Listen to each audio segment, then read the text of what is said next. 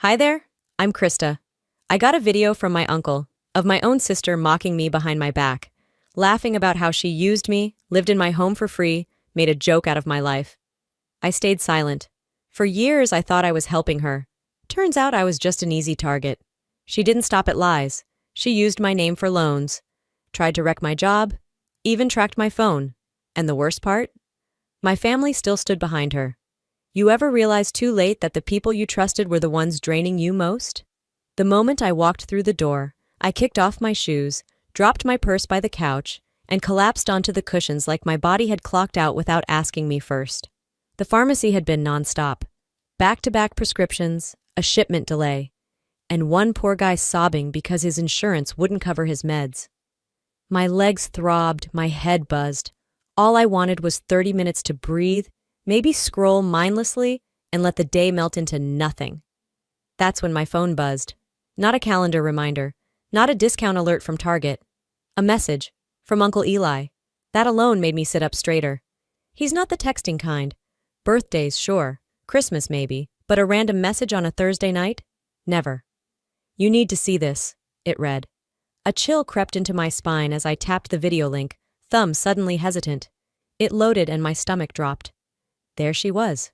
Darlene, my sister. Sitting in Dad's backyard in the same old lawn chair we'd fought over as kids.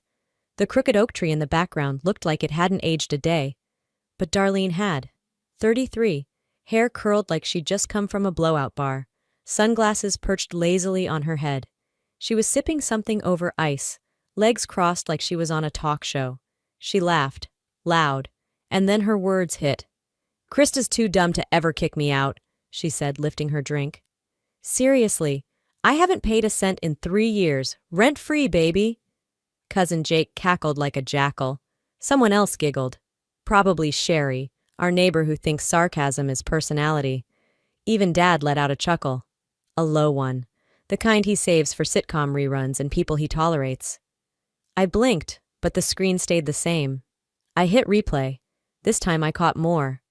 "She thinks I'm broke," Darlene said, exaggerating a pout. "Girl, I make more than she does. But why waste it when my idiot sister covers my bills?" They all laughed again. And I felt it. Sharp. Hollow. Like I'd swallowed glass. I remembered that phone call 3 years ago.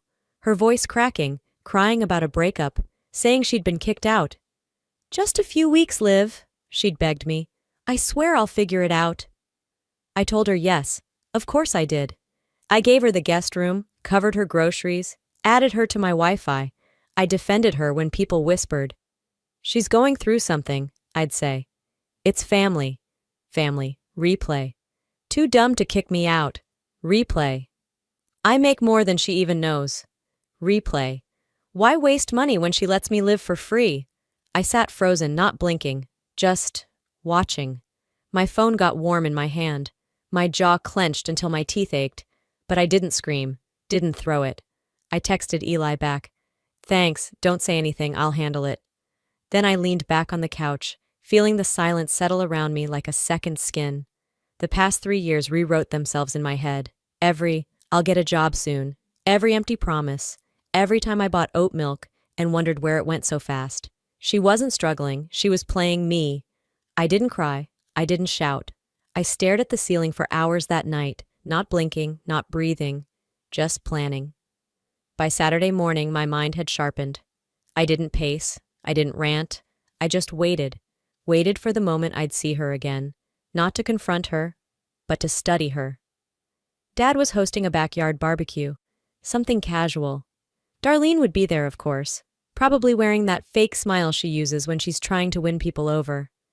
I told myself I'd go, smile, nod, eat my ribs, and watch.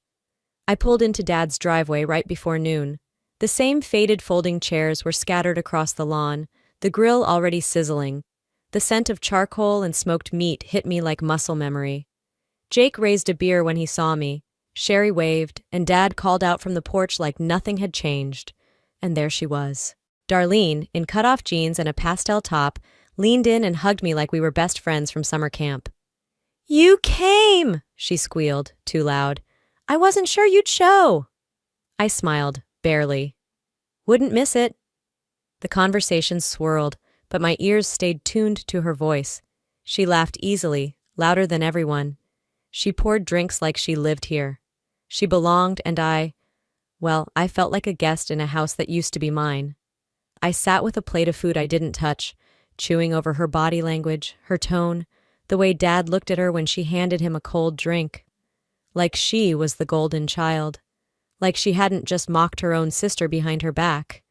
Then it happened. We were all sitting around the patio table, sun starting to dip. Darlene leaned back with her drink and tossed her hair. "You know," she said, voice syrupy sweet, "it's a good thing Krista's so stable. She'll probably let me live with her until I'm 50. Laughter. Jake snorted into his cup. Sherry clapped her hands. "Dad?" Dad let out that low chuckle again. I didn't move. I didn't blink. I just smiled, holding my plastic cup so tightly it creaked. She was testing me, and none of them, saw it. I stayed 10 more minutes, made a quiet excuse, left the plate behind.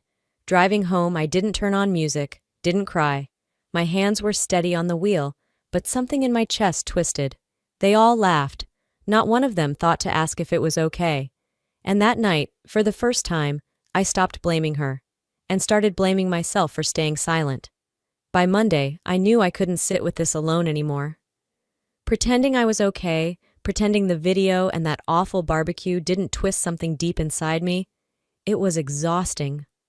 I needed to talk to someone who wasn't tangled up in our family's blind spots. I texted Jenna, my oldest friend, someone who'd known both me and Darlene before we became strangers under the same roof. We met at a quiet coffee shop just a few blocks from my place. Jenna was already seated, 2 iced teas in front of her. She looked up with that familiar crease between her brows. "You okay? You look tense?" I shrugged and slid into the chair across from her. "It's been a weird week." She tilted her head, waiting. I didn't tell her everything, not yet. Just said something happened with Darlene that made me question a lot. I kept it vague, but Jenna wasn't stupid. "You know," she started, stirring her drink slowly, "this might not help, but she did the same thing to Wes." I blinked. "Your ex-fiancé?" Jenna nodded, her voice suddenly lower. "She lived with us for a while, remember? Claimed she lost her apartment. Wes let her stay out of pity. She said she was job hunting, but turns out she never applied anywhere. She used his credit card, even made a fake job offer email to get out of paying for anything." My stomach tightened. She kept talking. When he finally asked her to move out, she flipped it on him, told everyone he was emotionally abusive, turned a bunch of our mutual friends against him. He ended up seeing a therapist just to process the whole thing. I sat there stunned, like someone had yanked a curtain back. This wasn't about me. It never was. This was what she did. The drive home blurred past storefronts and stoplights. I barely remembered making the turns. In my head, I replayed the past 3 years, her crying with smeared mascara, promising to find a job soon, saying she just needed time. How I defended her every time someone hinted she might be taking advantage of me. No more excuses. She wasn't broken. She was practiced. At home, I sat at my desk and opened my laptop. My hands were steady as I typed, "Tenant Rights Texas, How to Evict a Family Member Legally." I didn't hit print, not yet, but the research was saved. The tab stayed open, and just like that, I knew I wasn't the first, but I could be the last. Saturday morning crept in slow, sunlight filtering through my blinds as if the world had no idea what I knew now. I moved through the house on autopilot, laundry, dishes, wiped the counter twice just to have something to do with my hands. The weight of truth hung in the air like a thundercloud that hadn't burst yet. That's when I heard the printer. A single whir, then silence. No one else was home. I wasn't printing anything. I walked into the office, more curious than concerned, and found a single sheet resting in the output tray. Not mine. My name wasn't on it. It was a bank statement. I squinted at the header, heart slowing as I read. Darlene Whitmore, her name, her account, dated just last week, ending balance, $45,381.62. I stared at the number like it had insulted me out loud. Scrolling down, I saw deposit after deposit, each from a real estate brokerage I'd never heard her mention. Commission payments, thousands at a time. One had landed the same week she claimed she couldn't afford to pitch in on groceries. She had money, real money, stashed away while I paid for her almond milk and Spotify premium. I sat down, hard, the paper still warm in my hand. 3 years of lies now in black and white. It hadn't been bad luck, a rough breakup, or some extended recovery. It had been a game. And I was the punchline. I didn't march into her room. I didn't scream down the hallway. I opened a file drawer, slipped the statement into a labeled envelope, and placed it neatly inside. Then I turned to the computer, opened the lease template I'd downloaded earlier, and hit print. My pulse was steady. My eyes felt dry. Not because I was calm, because I was done. Done excusing, explaining, absorbing. I had evidence now. I didn't need her confession. Over coffee, I mapped it out in my head, how I'd bring it up, keep it light at first. Hey, let's talk about next month. Then set the number. $1,200? Below market. Generous even. And if she scoffed, rolled her eyes, laughed like it was a joke? Well, I wasn't joking anymore. I didn't slam the door. I didn't scream. I just printed the lease and smiled. That evening, I made dinner like nothing had changed. Chicken stir-fry, her favorite. I set the table, lit the citronella candle she always forgot to blow out, and waited. Darlene came down in her oversized hoodie, scrolling through her phone, oblivious to the tension simmering just beneath the surface. She sat, forked a piece of chicken, and said, "You didn't overcook it this time." Then smiled like she was being charming, like that was kindness. I waited until she was halfway through her second helping. Then I placed the lease on the table, right next to her napkin. Her chewing slowed. "What's this?" I kept my tone light, like I wasn't watching her every muscle twitch. "I'm offering you a chance to stay, on my terms." She laughed, sharp and dismissive. "Wait, what? You're charging me rent now?" She tapped the paper. $1,200 a month? Are you serious?" "As a heart attack," I said. "Starting next month." She leaned back, brows raised like she couldn't believe the audacity. "Krista, come on, we're family. That's not a pass to freeload." "Freeload?" Her voice cracked an octave higher. "I've been dealing with a lot." "You've been hiding a lot," I said, nodding toward her untouched wine, "including a pretty healthy bank balance." That shut her up for a second. Then came the sigh, the hand to the heart. Okay, I get it. You're upset. But I'll pay. Just give me some time to move things around." "Sure," I replied. But I didn't believe a word of it. Later that night, I set a reminder on my phone for the 1st of the month. Rent due, don't forget who she is. I poured myself a glass of water, sat at the kitchen counter, and stared at the lease still lying there. She hadn't signed it, of course she hadn't. But she hadn't walked away either. I opened my journal, wrote a single sentence. I finally stopped waiting for her to change. The house was quiet, my house, and for the first time in years, I looked around and felt like I belonged. I whispered aloud, steady and sure. "This time I'll be ready." She thought she won again, but I already knew how this round would end. Over the next week, the air between us thickened. Darlene moved around the house like nothing had been said, like no lease had been printed. She laughed louder, left more messes, spent hours on my couch scrolling through her phone like a bored queen. No rent, no apology, just more of her being her. I watched, measured, waited. Then, on Thursday, I got the call. A woman from First Trust Credit Union asked to confirm my employment and income for a personal loan application. "I didn't apply for any loan," I said slowly. She paused. "It was submitted online yesterday, under your name, social security, and home address." I nearly dropped the phone. After I hung up, I checked my purse. My ID was still there. My documents hadn't moved. But Darlene had used my office laptop last night while I was in the shower. Said she was checking a Zillow listing. I felt my stomach drop. This wasn't just freeloading. This was theft. She'd used my identity to try and take out $5,000, probably thinking I wouldn't notice, like everything else she took. But that wasn't even the end of it. The next morning, my supervisor, Linda, called me into her office. "We received a complaint," she said, handing me a printed email. "Apparently a customer was emailed incorrect refill instructions from your account." My name, my work email, my error, except I hadn't touched that file. I stared at the page. Last night, while I slept, Darlene had borrowed my laptop again. Twice now she'd moved past lying. Now she was playing with fire, my credit, my job, my future. I left work early, drove home in silence. The house looked the same, but I didn't. That night, I called the credit union back, started the fraud report. I placed a freeze on my credit and reset every password I had, even the useless ones. Then I printed a second document. This time, it wasn't a lease, it was an eviction notice. I tucked it into a folder labeled April. I wasn't ready to serve it yet, but it was coming. She wanted to see how far I'd let her go. I just showed her where the line ends. By the first week of April, I had rehearsed the eviction speech so many times in my head, it practically hummed through my veins. But before I could act, she struck first. It started Monday morning with a calendar invite, mandatory HR meeting, no context, no subject line, just a sterile room with 2 suits and a printout. The director handed me a copy of an email.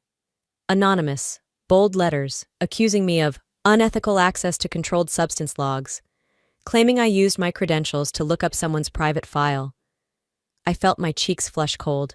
I scanned it again. No dates, no patient names, just language meant to wound. I looked up at them. It's false.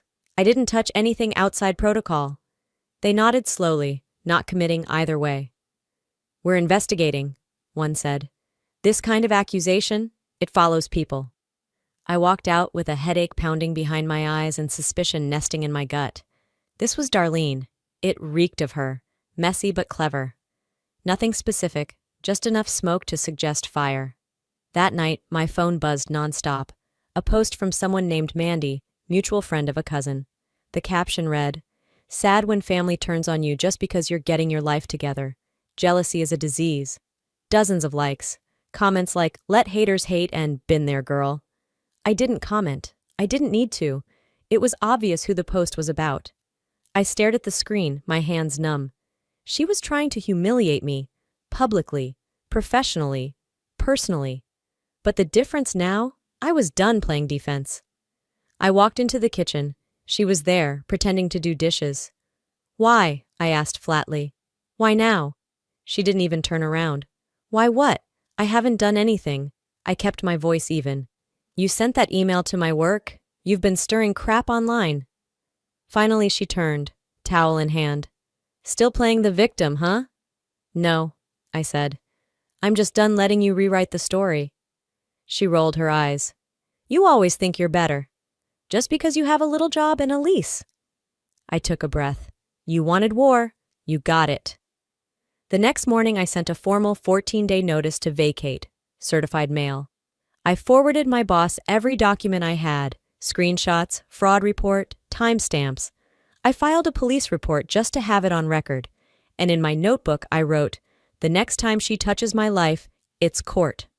Her silence wasn't fear, it was calculation, and I had just declared war. The house was silent, but my phone wasn't. For days I'd noticed it overheating, apps crashing for no reason, strange lags when I typed. At first I thought it was just age or an update gone wrong, but it didn't sit right. So I brought it to Mason, a tech at work who once jailbroke his phone just to prove he could. Within 10 minutes, he held it up with a grim face. "You've got spyware, hidden tracking app, installed through sideloading, probably when someone had physical access." I didn't have to ask who. Back home, I stood in the middle of my kitchen, phone clutched like it might burn me. Darlene had been in my room near my bag. She'd touched my things, my data, my privacy. She knew when I left work, when I got home. She probably saw texts I thought were private. I deleted the app. Changed everything. Again. But deleting code didn't undo the invasion. Later that afternoon, I drove to Uncle Eli's place. I didn't call first. I just showed up. He opened the door, took one look at me, and nodded. "She did it to your mom, too," he said before I even spoke. We sat at his kitchen table. I didn't touch the coffee he poured. My hands were too tight. "She lived off her for years," he said quietly. "Gaslit her. Watched her fall apart. Told the family your mom exaggerated everything." I stared at the table's grain, letting it all land. She used her, just like she's using you. I felt something cold and sharp crack inside me, then melt away into something stronger. Back at home, I opened the file drawer again. This time, I printed everything: harassment logs, screenshots, credit reports. I built a timeline, labeled folders, organized emails. If she tried one more thing, I'd walk into court with enough evidence to sink her. I taped the final document, eviction notice, to the back of my closet door. That night, I moved through my space like it was a bunker. I cooked dinner, answered emails, brushed my teeth. She hadn't broken me. She'd prepared me. She thought she had taken everything, until she saw what I had left. The driveway was empty when I pulled in. Her car was gone.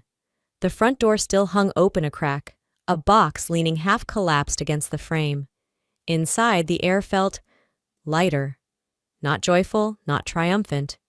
Just breathable. No goodbye. No slammed door. Just gone. She'd taken most of her things, though not all. In the kitchen, I found a credit card bill she must have dropped on the counter. I picked it up, brows furrowed. The name was mine. The charges weren't. $1,347.52. Spent 2 days after the eviction notice went out. Makeup, Uber rides, some boutique spa in Midtown. She was already celebrating with my name. I called the credit card company, froze the card, flagged the charges. While I was on hold, another memory hit. 2 weeks back, I'd gotten a notification from my pharmacy. A refill had been picked up under my name, one I never requested. The dates lined up too well. The surveillance, the fraud, the lies. I faxed everything to my attorney and emailed the police report I'd filed. It wasn't just my story anymore. Later that week, I sat across from my father in his backyard. He poured lemonade like this was any other afternoon. Then, out of nowhere, he said, "You didn't have to go that far. She's still your sister." I stared at him. He meant it. Like blood somehow made theft softer, like DNA excused surveillance. I took a breath. That's exactly why I had to, because she isn't acting like one. He looked away, said nothing, and I didn't push it. A few days later, the house settled. Not just physically, but emotionally. I cooked with music on, lit a candle while I folded laundry. I didn't look over my shoulder. No one borrowed my things. No one erased emails or left dishes in the sink. Just stillness. Then, a text from Uncle Eli. "Proud of you, kid." I didn't cry, but I did smile. I opened my journal that night and wrote, "I loved her. I tried to help, but help became harm and silence made me complicit." The final line, "I didn't get justice by screaming. I got it by not being silent anymore." Sometimes the hardest part isn't letting someone go. It's admitting they were never holding your hand to begin with. If you're watching this and you've ever stayed silent, hoping love would fix what someone else kept breaking, please know this: boundaries aren't betrayal. Speaking up isn't cruelty, and walking away isn't weakness. It took me years to realize that being the good one doesn't mean being the doormat. It means knowing your worth, even when the people you love don't see it. If someone in your life is draining you, disrespecting you, using your kindness like currency, it's okay to stop letting it slide.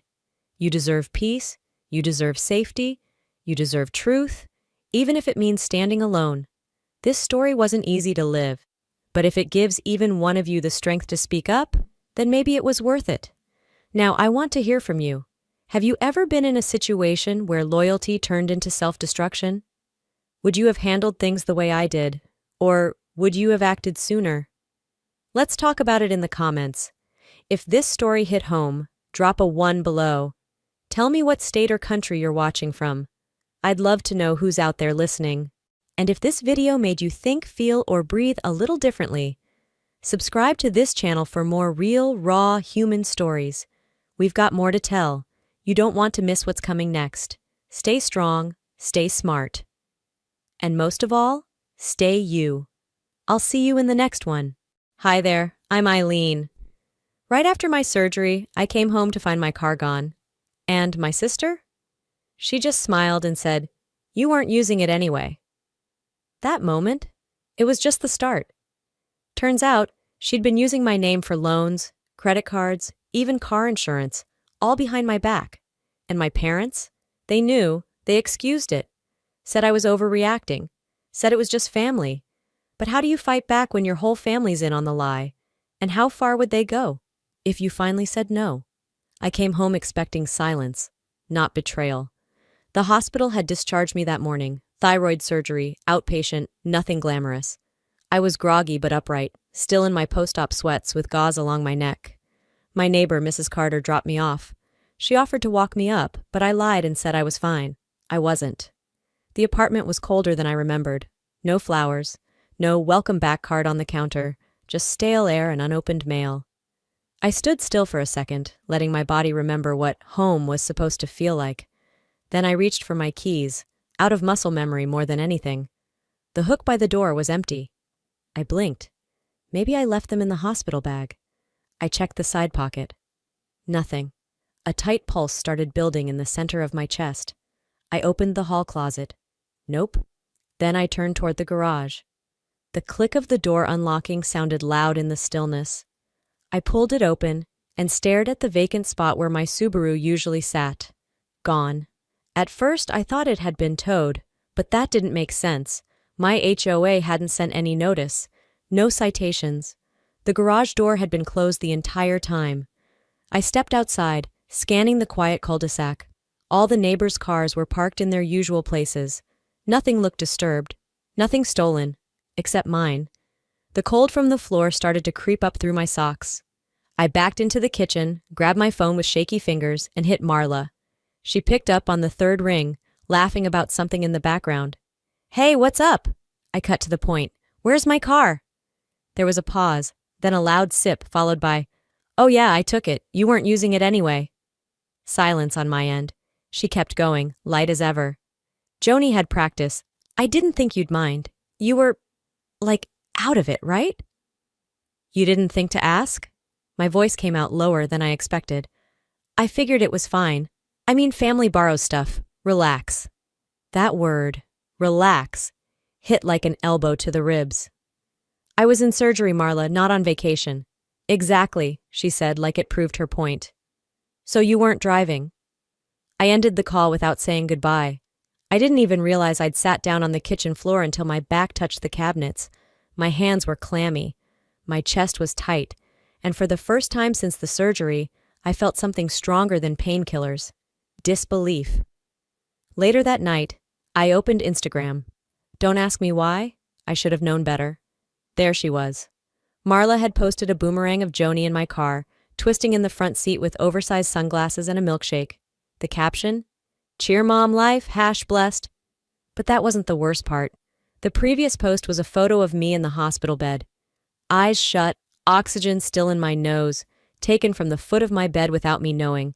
The caption read, "Holding down the fort while big sis heals #family first #sacrifice." The likes rolled in. "You're such a good sister. Joni is lucky to have you." I wish my family was like this. I felt sick. I set my phone down and stared at the ceiling until the room blurred. Did they even think of me as a person anymore? Or just a backup plan?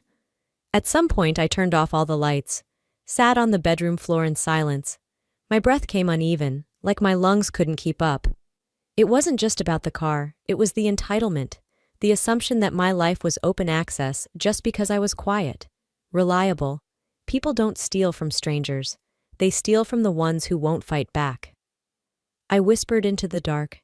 Did they ever actually take care of me, or did they just take? No one answered, not even my reflection in the window. The room smelled like antiseptic and winter air. My body was healing. My trust? That was something else entirely. The worst part wasn't that my car was gone. It was that she smiled like I should be grateful. Sleep didn't come easy after that night. Not because of the pain, my stitches barely pulled now, but because everything in me felt invaded. Like my life had been rearranged without my permission, and no one even thought I'd notice. Around 2 a.m., I gave up pretending I could rest. The street outside was quiet, the kind of silence that made my thoughts louder. I got out of bed, pulled on a hoodie, and padded to the kitchen where my laptop still sat charging. A part of me already knew something wasn't right. The way Marla smiled, the confidence in her tone. That wasn't someone who'd just borrowed a car. That was someone who knew exactly how far she'd gone. I opened the DMV site. My fingers hovered over the keyboard. Just curiosity, I told myself, just making sure. I typed in my plate number, then my VIN. The screen loaded slowly, one bar at a time, and then it hit me. Line holder. Rapid Pawn and Auto Loans lien date. February 11th, 2025. Owner. Eileen S. Kravitz. I stared at the screen, blinking. I read it again. And again. My name was still there, but now it was attached to a collateral agreement. That's not borrowing. That's pawning. That's intentional. I called the number listed. It rang twice. Then a tired voice answered, "Yeah, Rapid Pawn. After hours line." "I think someone transferred my car title under my name without permission," I said, voice shaky. The guy didn't sound surprised. "What's the name on file?" I told him. A pause. Then, "Yeah, that came through last week. Eileen S. Kravitz. Brought in the car, Idaho, and signed docs. All good on our end." He didn't know I was Eileen. My mouth went dry. "Can I see those documents?" "Sure. Send me an email from the registered account and we'll send a scan." I hung up, heart pounding, and typed out a request faster than I thought my hands could move. 10 minutes later, a PDF landed in my inbox. There it was, a contract, a signature. My signature, almost. It was close. Too close, but cleaner, straighter. Like someone had practiced.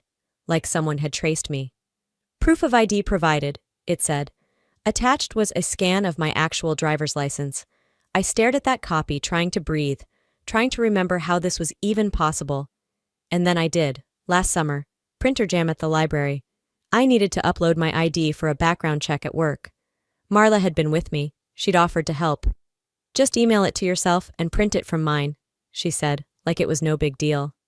I hadn't thought twice, but now I was seeing it. That was the start of the paper trail. Sick to my stomach, I clicked open another tab. Credit Karma. I hadn't checked my credit in months. No reason to. I barely spent. I lived simple. The dashboard took a second to load. And then, Nebula Rewards Visa, opened, July 2024. Balance, $1,926.34. Status, past due, 30-plus days account holder, Eileen S. Kravitz. Billing address, 2129 Briar Hollow, Ard. Marla's house. My breath stilled. I clicked through the statements, streaming subscriptions, online shopping, something called Bounce Heaven Rentals, a kid's party place. She wasn't just using my car. She was living a double life, with my credit. This wasn't a moment. It was a method. I sat there frozen, bathed in the blue light of the screen, while my cat rubbed against my shin for attention I couldn't give. I didn't cry. Not yet. I was past tears. Past anger, even. I was entering something else, some space beyond betrayal where the only thing louder than shock is clarity. My voice came out quiet, hoarse. She didn't just borrow my car, she borrowed my life. My brain flicked back to a birthday dinner years ago. My 33rd. Marla hadn't gotten me a card. She'd shown up late with Joni and said, "Hey, I hate to ask, but can you spot me $300? School stuff. I swear I'll pay you next week." Of course I did. I always did. That was the first lie. I just hadn't recognized it as one back then. Now, sitting at my kitchen table in the middle of the night, staring at digital proof of how far this had gone, I knew better. I wasn't overreacting. I was uncovering a pattern. By the time Saturday rolled around, I was emotionally hollow, but physically better. The bruising on my neck had started to fade, the stitches itched less, and the surgical glue flaked like old regret. Joni's sleepover had been planned months ago, before all of this, before I knew my sister was capable of fraud. I'd forgotten about it until Marla texted, "Still good for tonight? She's got her overnight bag." For a second I considered canceling. I had every right to, but Joni wasn't the problem. She was just 12, smart, sweet, too observant for her own good, and I didn't want to punish her for her mother's decisions. So I said yes. I borrowed my coworker Dana's car, she lived one floor below, and picked Joni up around 4:30. The kid came bounding out in pink sneakers and glitter lip gloss, waving like we were headed to a birthday party. The first 10 minutes of the drive were all school gossip, and which teacher had a weird laugh. I just nodded, my hands tight on the steering wheel, waiting for it.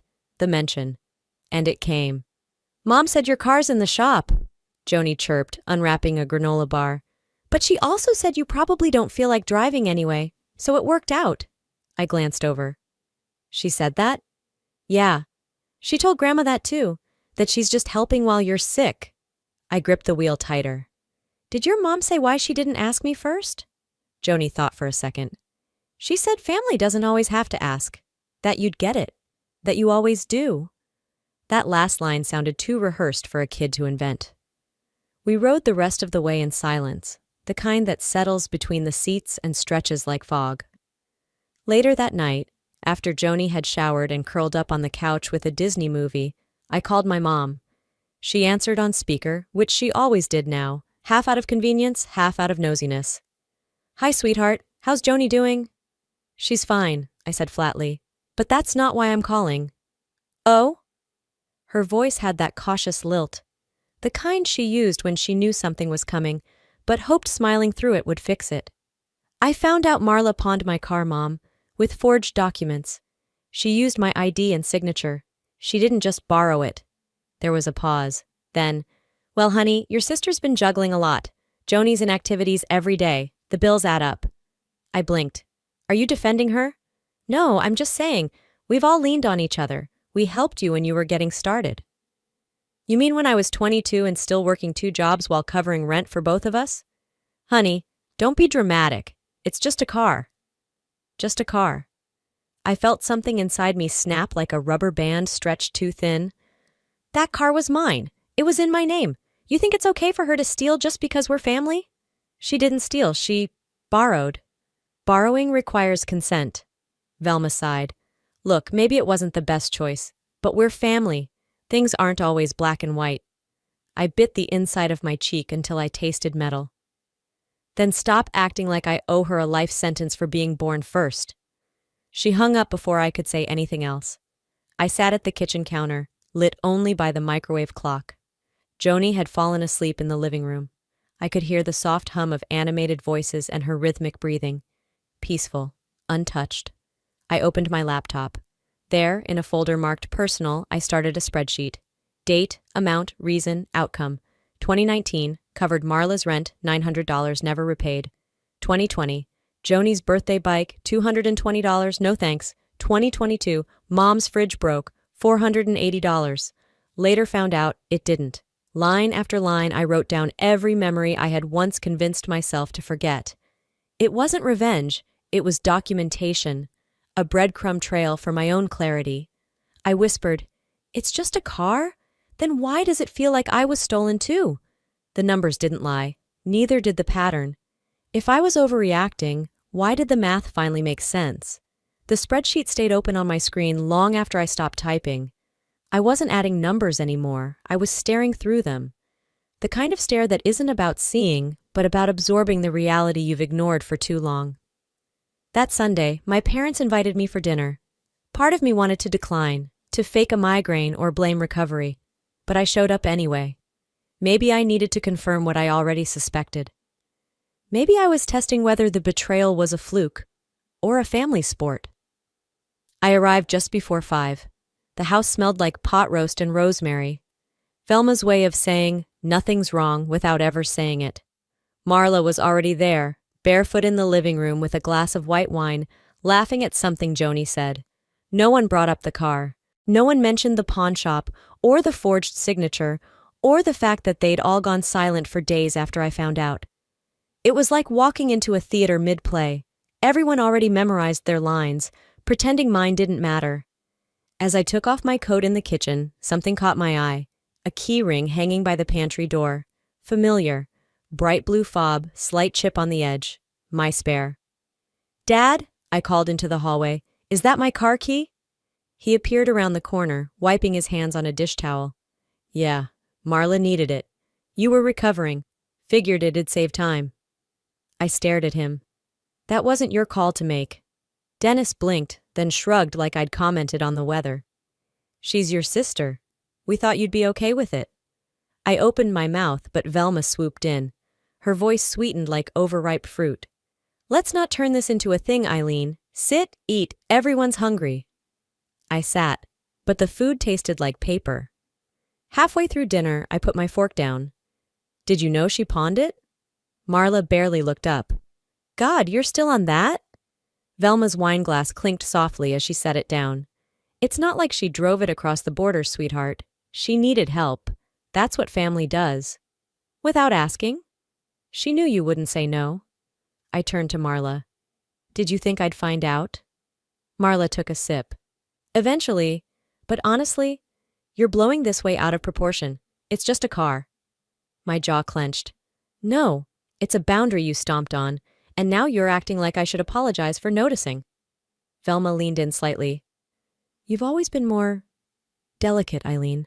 Let's not escalate this. There it was, that word. Delicate, not sensitive, not thoughtful, not even calm. Just delicate. Like I was too fragile to function. Like any resistance from me was some nervous breakdown in disguise. I chewed that word the rest of dinner. Didn't swallow it. That night, after dropping Joni back home, I texted someone I hadn't talked to in months. Sophie. Hey, I typed. I'm sorry I let them push you away. You were right. She replied in under a minute. Still here. You didn't push me. They did. What happened? Flashback hit like a slap. Sophie telling me 2 years ago, Marla doesn't ask. She assumes. That's not love. That's use. Back then, Velma had called Sophie a little too invested in my life, told me she was stirring tension. I had pulled away, chose quiet, chose loyalty over truth. Now I saw what Sophie had seen all along. Back home, I opened my inbox, created a new draft. Subject, boundary. One sentence. Don't use anything with my name on it again. Not my key, not my kindness. I didn't hit send, not yet, but I saved it. Something shifted, not loud, not violent, but permanent. They didn't steal my car, they stole my voice, and I'm just now getting it back. By the time the weekend came, my inbox was flooded with junk mail, delivery alerts, and digital coupons I never signed up for. I was halfway through deleting them when one email stopped me cold. Subject, your Zenith auto insurance policy confirmation. I didn't remember opening a policy. Inside the message was a warm corporate greeting, thanking me for enrolling in coverage for a 2021 Dodge Grand Caravan. I didn't own a Dodge anything. Under policyholder, it read, Eileen S. Kravitz, my name, my full legal name. Again. I felt that punch in the chest all over again. Like I was back at the hospital, waking up groggy, trusting everyone to do right by me. I called the number listed. A woman named Gina picked up. Friendly, Midwest accent. Yes, we processed that policy online. We have the SSN, your driver's license, the registered email, all matched. Can you tell me the address on file? She read it. It wasn't mine. It was Marla's. I barely remembered hanging up. I just stood there, staring at the microwave clock like it could fix this. It wasn't even about the car anymore. This was my identity. And she was wearing it like a borrowed coat. I didn't text. I didn't give her a heads up. I called. Marla picked up on the third ring. Hey, what now? You opened a new insurance policy in my name? A pause. Then laughter. Oh my God, again with this? You really need to chill. It's insurance, Eileen. It's not like I bought a house in your name. You didn't ask. You don't even drive that much. I figured that's called fraud. Her tone sharpened. Family doesn't press charges. I could hear Joni laughing in the background. A sitcom played from the TV. Or do you think you're better than us now? She added. I took a slow breath. No, I finally understand that I deserve better. She hung up, and I didn't call back. That night I sat on my couch, scrolling mindlessly, trying to distract myself when a text came in from Lena, my cousin. Hey, everything okay? Mom said you've been kinda off since surgery. Then one from Aunt Dorothy. Praying for your mental clarity, sweet girl. You're loved even when you're not yourself. I blinked at the screen. My hands started shaking, not from sadness, from fury. They were reframing the narrative, turning me into the unstable one, again. Velma hadn't just dismissed my pain at dinner. She was now feeding it to the entire family, spoonful by spoonful, garnished with concern. That was her trick, always had been. Soft lies served with sweet tones. She's going through a lot. She's just sensitive. She means well, but she overthinks things. It was character assassination with a smile. And the worst part? It worked. Because I'd spent years being polite, forgiving. Dull enough that any hint of fire now looked like a meltdown. I stared at my phone for a full minute before opening another tab on my browser. Asheville Family Law Attorneys. I found one with quiet reviews. No flashy slogans, just facts. I dialed the number. My voice was calm. My spine wasn't. "Hi, I need to speak to someone about repeated misuse of my personal information." The receptionist asked, "Are you referring to fraud?" "Yes," I said. "By my sister." She paused. "Has this happened more than once?" "Yes," I said again. "And I'm done letting it slide." I hung up, walked to the kitchen, poured water. No wine, no tears, just resolve. I opened my drafts folder and reread the email I hadn't sent to Marla. The one about boundaries. The one I thought was enough. But this time, I wouldn't just say no. This time, the boundary wasn't emotional. It was legal. By the following Thursday, I had it in my hands. A folder. A real one. Not a Google Drive file or a shared note, but a thick manila folder. The kind that feels heavier than it should. The kind with weight beyond the paper inside. Its cover was stamped with the name of the law office in a faded blue ink, but it might as well have been branded with every betrayal I'd endured in silence. Inside were months of careful documentation, printouts, statements, screenshots. Each page a brick in the wall I was finally building between me and them. Every transaction I never made. Every email sent under my name but not by my hand. Every time someone said I was overreacting or just being dramatic. Those dismissals were in there too, coded in the evidence I'd collected. I carried years of silence into that building. Cartwright Law, second floor. No music in the waiting room. Just the slow, repetitive tick of a cheap plastic clock mounted above the door. I remember that clock clearly. It ticked like it was mocking me, measuring the weight of time I'd spent not speaking up. I sat stiffly in the waiting chair, gripping the folder like it might try to slip away from me. My palms were damp, my back ached from tension, but I didn't loosen my grip. The receptionist, a woman with a tidy bun and kind eyes that didn't ask questions, called my name. I followed her down a short hallway lined with framed certificates and legal accolades. We reached a modest office. No frills, just a desk, a few bookshelves, and a man behind the desk who looked exactly how I imagined someone named Mr. Cartwright would look. Tweed blazer, wire-frame reading glasses low on his nose, a clean desk with only a notepad and a legal pad beside it. No small talk, no "how are you" or "what brings you in?" Just a slight nod and a hand extended toward the folder I was still gripping like a lifeline. He sat, opened it and started reading. Page by page he flipped, skimmed, paused, made occasional notes in the margins with a ballpoint pen. After a while he murmured, more to himself than to me.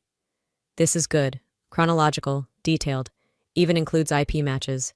You've been very thorough." I answered without hesitation. I had to be. He glanced up at me briefly, not with sympathy, but with something else. A quiet acknowledgement, like he'd seen this pattern before, like he already knew the type of people I was up against. "You've been exploited," he said calmly, "systematically, and they counted on your silence." I nodded. My hands were still, jaw locked. I wasn't crying anymore. That phase had passed. "So," I asked, voice quieter than I expected, "do I have a case?" He looked up again. No hesitation. "It's airtight." That night, I sat on the floor of my living room, legs crossed under me, surrounded by papers. Insurance claims I didn't recognize. Credit card statements showing purchases in cities I'd never visited. Loan documents I'd never signed. All of it, fanned out like a morbid jigsaw puzzle. The blue light from my laptop screen lit the room. I scrolled through archived emails. Years' worth. Some flagged, some still unread. There. A receipt for a mattress I never ordered, shipped to Marla's address. An online furniture set. A Walmart Plus subscription. It was all there. Not just fraud. Not just identity theft. She hadn't borrowed pieces of my life. She'd constructed her own with them. Used my name as scaffolding. I checked my credit score. It had dropped 112 points. One of my oldest cards, a backup card I rarely touched, had been maxed and was now in collections. I hadn't even known. My hands felt like ice, but my teeth were clenched so tightly it gave me a headache. I opened a new Word document. At the top, I typed, "Cease and desist, Eileen S. Kravitz." I didn't stop writing. The keys clicked furiously under my fingers, filling the silence. I wrote until I'd listed every account number, every stolen transaction, every shipping address that wasn't mine but was used in my name. I didn't just write one letter, I wrote two. One was addressed to Marla, the other to Velma, because one had committed the fraud, but the other had enabled it, pretended not to see, made excuses, looked away when it suited her. That's betrayal too. The next morning, gray light filled the sky. It had rained sometime during the night, and everything looked softer, quieter. I drove across town in silence. No music, no calls. Just the steady hum of the engine and the sealed envelope on the passenger seat. When I got to my parents' house, I didn't park in the driveway. I didn't ring the bell. I walked up to the porch, placed the envelope carefully on the bench, and walked back to my car without looking behind me. They didn't deserve to see my face. Not anymore. Back home, I took the second envelope, the one for Marla, and placed it in my mailbox, flagged for certified delivery. I clicked "Notify me when delivered" on the USPS site and shut the browser window. Then I made chamomile tea, sat on the couch. Clementine, my cat, curled up beside me like she always did when something in the air shifted. She knew. Animals always do.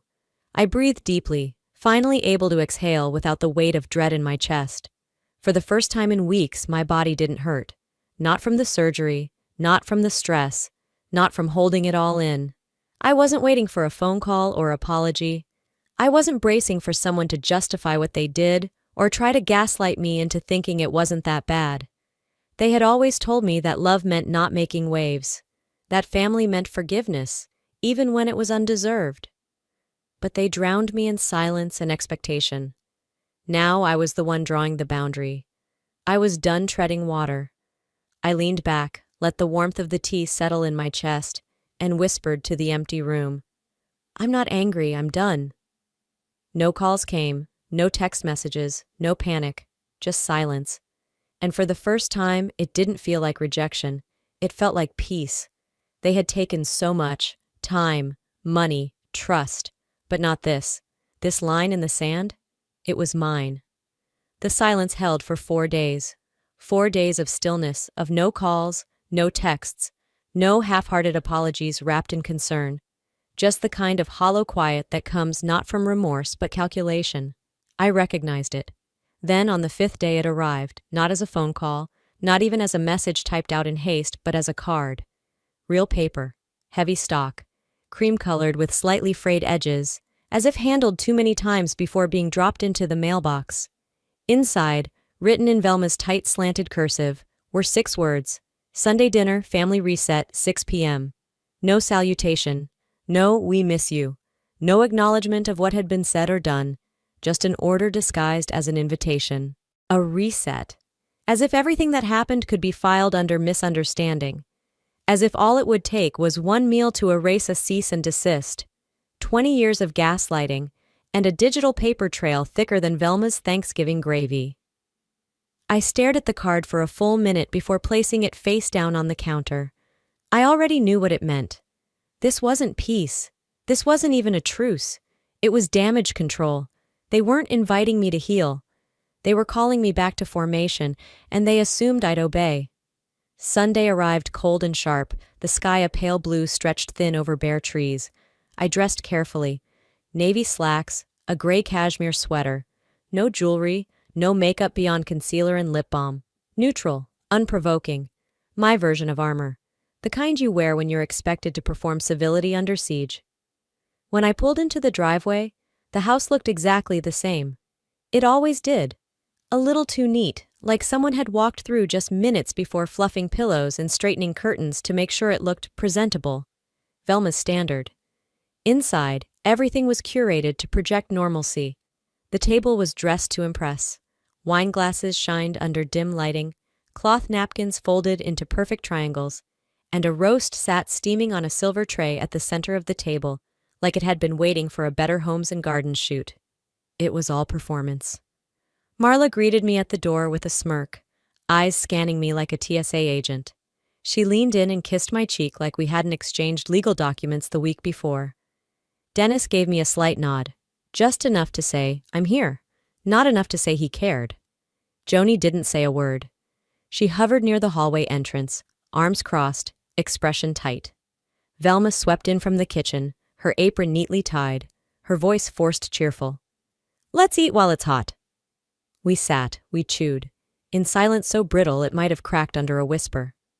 I waited, gave them a chance to speak first. They didn't take it, so I did. "Did you even read the letter?" Forks paused mid-motion. Marla didn't lift her eyes. Dennis focused hard on his plate. Velma blinked slowly, then exhaled like I'd knocked over a vase. "You're really going to burn down this family over a few bills?" Marla said, casually vicious, like she was asking about a parking ticket. Velma followed up with a sigh that could have iced a glass of tea. "We thought this was just a phase, that you'd cool off."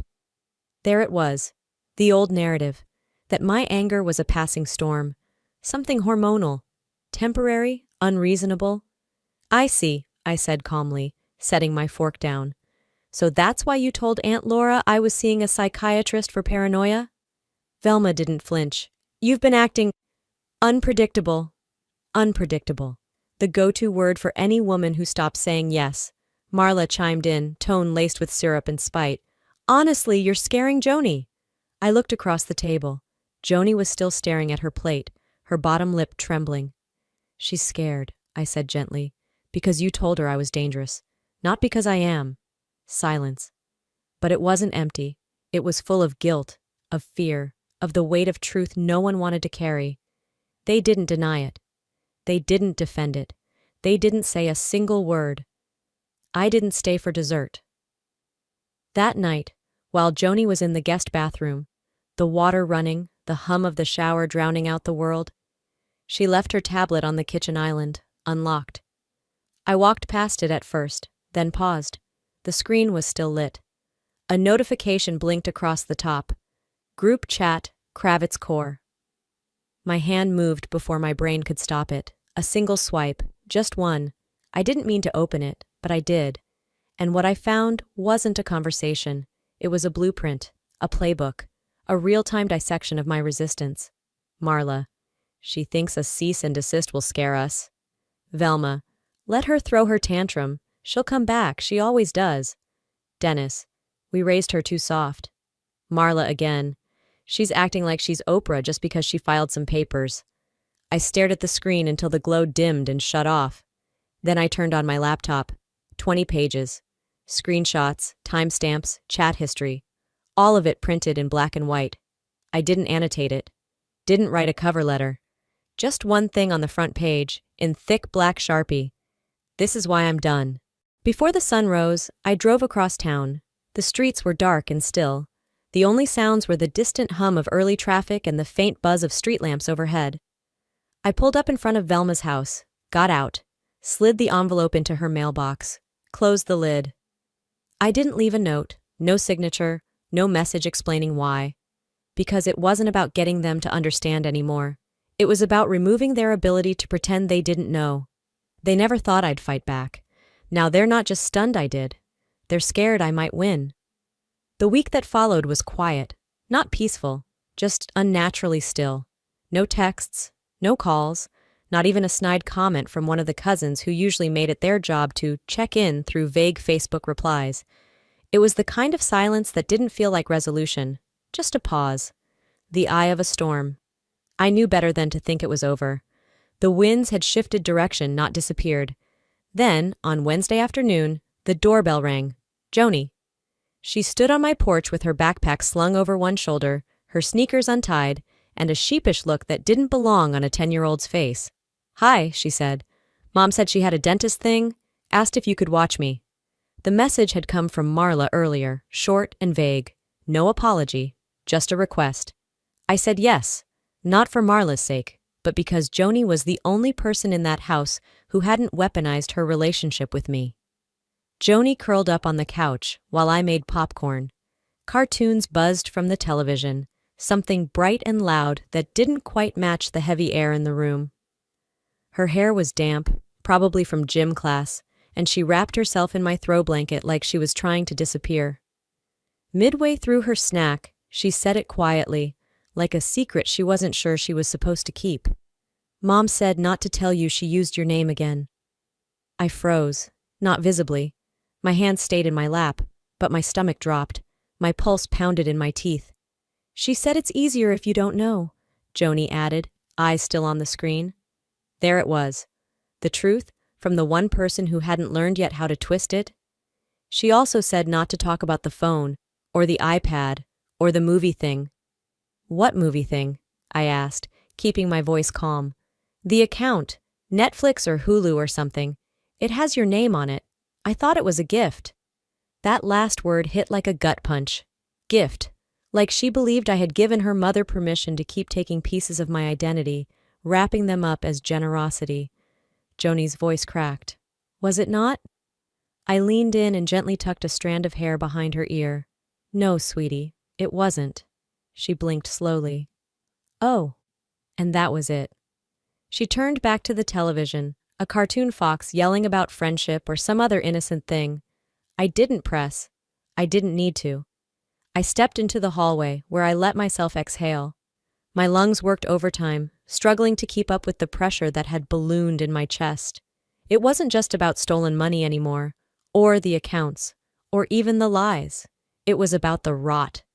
The slow poison they had started feeding Joni, the way they folded her into their games and covered it with sugar. That night, I couldn't sleep. I lay in bed staring at the ceiling, trying to pretend I didn't know what I had to do. But by sunrise, I did. At 10 a.m., I drove to my parents' house. No text, no warning, no performance.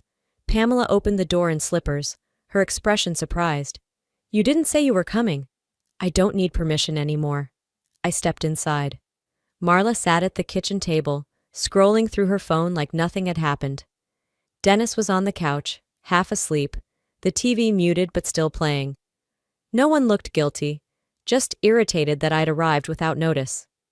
I know what you told Joni, I said, standing in the middle of the room. Marla didn't even look up. She talks too much. She tells the truth, I said. That's more than I can say for you. Dennis mumbled something I didn't catch. I didn't ask him to repeat it. I stepped forward and placed a thick envelope on the table. This one wasn't symbolic. It was documentation, explicit, dated. If I see one more charge, one more subscription, one more dollar tied to my name, I will take this to court. No hesitation, no guilt. Pamela stood, folding her arms. You wouldn't do that to your own sister. My voice didn't waver. She already did it to me. I'm just finishing what she started. No one argued, no yelling, just a silence that said they knew I wasn't bluffing. I left without slamming the door. Outside, the sunlight felt different, warm and heavy, like something had lifted. I took a long breath, not to steady myself, but to feel something again. Something that belonged to me. By the time I got home, my phone buzzed. Joni. I told the truth. Are you mad? I stared at the message, then typed back slowly. No, I'm proud of you. No emoji, no extra words, just the truth. They say blood is thicker than water. But gasoline is thicker too. And I wasn't the one holding the match. I didn't burn the bridge. I just stopped pretending it still connected us. A month passed. Not in a rush. Not in silence. Just naturally, like when winter thaws and you don't even notice the ice melting until the birds start singing again. The letter came on a Tuesday morning. Certified. Stamped. Sealed in the kind of envelope that used to make my hands shake. But not this time. I sliced it open with a butter knife from the kitchen drawer. Sat at my tiny breakfast table and read slowly, line by line. The insurance policy? Canceled. The fraudulent credit card? Closed. The court? Accepted the cease and desist order as valid and enforceable. My name was mine again. No apology. No acknowledgement from anyone involved, just paperwork and quiet. I didn't cry. I didn't celebrate. I just inhaled, exhaled, and felt something loosen in my chest I didn't realize was still tight. Later that weekend, I walked to the farmer's market in downtown Asheville. My new place was smaller, but with tall windows and light that didn't ask questions.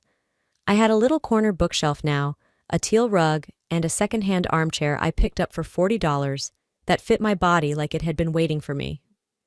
At the market, I bought a bundle of lavender from a girl who reminded me of Joni, all freckles and nervous smiles. A golden retriever licked an ice cream cone out of a toddler's hand while her parents laughed. There was a man playing guitar on the corner, and even though he was off-key, people dropped coins in his case anyway. Nobody knew me here. Nobody whispered about me, pitied me, or expected anything except a smile or a dollar or a moment of patience at the register. It didn't feel like loneliness. It felt like permission. Back home, I reorganized some boxes in the hallway closet and came across an old shoebox labeled Family. I sat cross-legged on the living room rug and opened it slowly. Photos. My 5th grade school picture with the crooked bangs. A birthday card from Dad that said, "Proud of you," in thick pen. A crayon drawing Joni had made of us holding hands, smiling. I didn't throw anything away, but I didn't keep them close either. I put the lid back on and set the box on the highest shelf, high enough that I'd have to want it badly to pull it down again. Some memories aren't weights, but they're not wings either. That night I journaled for the first time in weeks. "You weren't overreacting," I wrote. "You were the only one reacting at all. You weren't too sensitive. You were surrounded by people who refused to feel. You weren't difficult. You were honest. And then, finally, you weren't the problem. You were the one who said something." I closed the notebook, set it beside my tea, and watched the sun start to dip below the Blue Ridge skyline. No fireworks, no dramatic ending, just warm light stretching long across the hardwood floor. For the first time in months, I wasn't waiting for the other shoe to drop. No one controlled me anymore. Not through guilt, not through silence. Some people spend their lives waiting for an apology that never comes. I stopped waiting. I chose peace instead. Some families teach you love. Mine taught me boundaries. And for that, I'm finally free. Before I let you go, I want to share something. Not just as someone who lived through this, but as someone who finally walked out on the other side. If you're watching this and any part of it felt familiar, maybe not the car or the credit cards, but the feeling of being used, dismissed, or made to feel too much for simply setting boundaries, I want you to know this. You're not crazy. You're not dramatic. You're just finally tired of carrying what was never yours to begin with. Family isn't just about blood. It's about respect, about trust. And sometimes the bravest thing you can do is walk away from people who expect you to stay silent just so they can stay comfortable. I didn't get justice through revenge. I found peace through truth. And once you choose peace, the kind that doesn't require explanation, no one can take that from you.